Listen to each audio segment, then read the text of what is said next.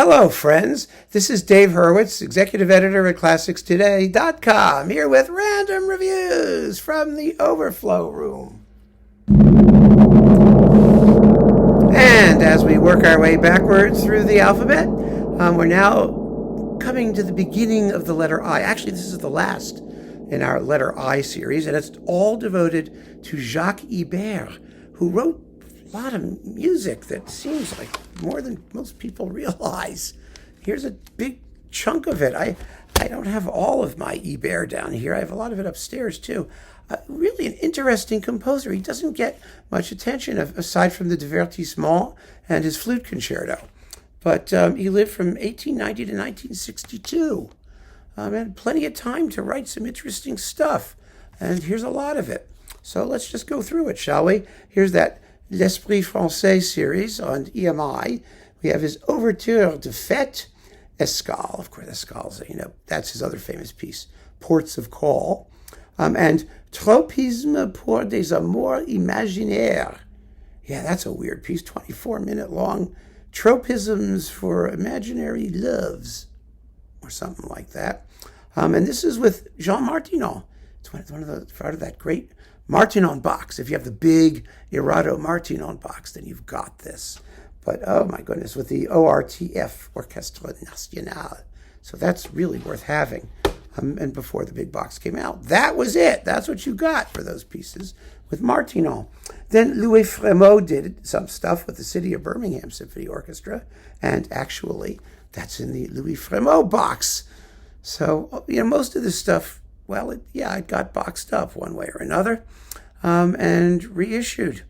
So it's good. It's really good. I have other things, I have no idea. Oh, this is fun. You've got the Divertissement, rather cavernously recorded, the Symphonie Marine, the Bacchanal, the Louisville Concerto, and Bostoniana. These little pieces he wrote as dedicatory commissions from various orchestras. So that's with Frémaux and City of Birmingham. Then we've got Dutoit in Montreal, did the obligatory Ibert disc. We've got Escale, of course. The Flute Concerto with Timothy Hutchins' flute. The Homage to Mozart, Paris Suite Symphonique, the Bacchanal, Bostoniana, and the Louisville Concerto. So, lots of repetition here. Oh, Ibert, look at this, with the L'Amoureux Orchestra under Yutaka Sado. Yes, the Bacchanal, Divertissement, the Ouverture de Fête, Symphonie Marine, and Escale. Wow. I like contrast, Ibert was fond of saying. All 6 works on this CD show his absolute mastery of orchestral writing, each one of quite different form and inspiration. Well, that's very true. It's just a pity that, composers who are sort of 1 or 2 shot, 3 shots. I guess he's a 3-shot wonder, right? Because you've got the Divertissement and the Flute Concerto and Escale, which was 1922 actually. We just have such short attention spans. These guys, they keep writing good music. It wasn't like anything else he wrote. It wasn't as good as the other stuff. People just didn't pay attention after a bit. I guess during the, 12-tone interregnum in most orchestras, there wasn't room for composers like Ibert, who never really abandoned tonality and whose music is witty and perky and short and tasteful and charming and rhythmic and colorful and attractive. God forbid, right? So then there's, this wonderful Decca mono, Roger Desormières with the Paris Conservatoire Orchestra. It's a great disc. It's got, this is Japanese London, which is Decca, but It's got the Divertissement, Poulenc's Les Biches Suite, and Les Sylphides Ballet, arranged by Desormières himself. And it's the Paris Conservatoire. John Culshaw was the producer. So that's really fun. A little historical treat. And then this Decca one, this Decca collection with the Paris Conservatory Orchestra and the Israel Philharmonic, all conducted by Martinon. There's the Martinon Decca collection. This stuff is in there. You've got the Divertissement, the Danse Macabre by Saint-Saëns, Bizet's Jeux d'Enfants, Le Rouet d'Omphale by Saint-Saëns, and Massenet's Le Cid, ballet music. It's a Martinal collection, but I keep it under Ibert because the divertissement is so much fun, and I always know where to find it that way. I could have put that under Sanson.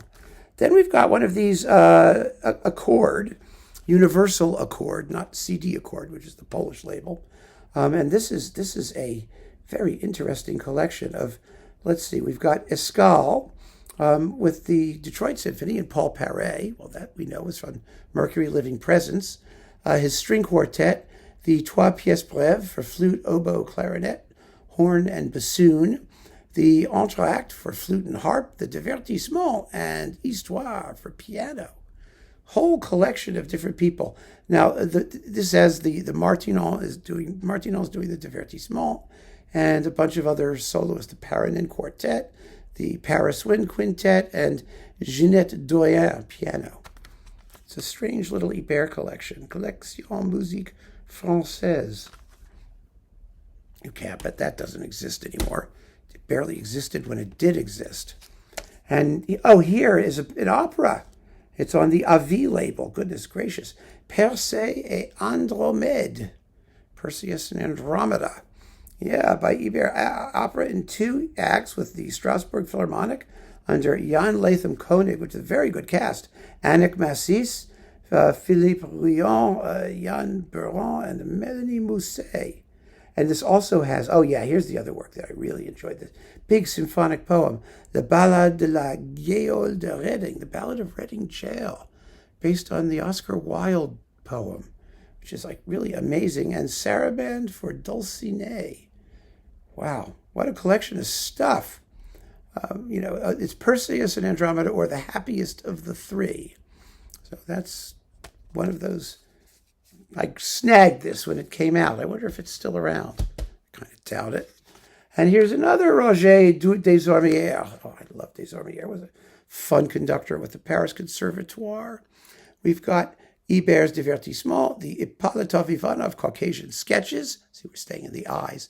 Tchaikovsky's Sleeping Beauty Ballet, and Scarlatti's The Good-Humored Ladies, the ballet, as arranged by Tomasini, based on music by Domenico Scarlatti. This is a mono testament thing, but I got it because it's Paris Conservatory Orchestra, and I tried to collect everything they did, while I could get it, because they were so marvelous. And finally, the old flute concerto, with Emmanuel Pahud and the Tonhalle Orchestra of Zurich under David Zinman on EMI. Excellent performances.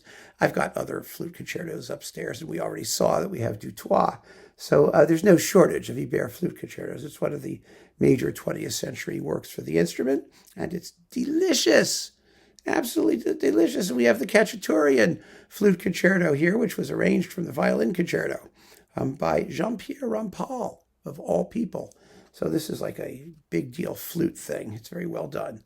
And that, my friends, concludes this rather comprehensive look at what was available by Jacques Ibert over the past few decades. A lot of repetition and some real treats and interesting rarities. Fabulous stuff, really. So keep on listening, friends. Thanks for joining me. Take care.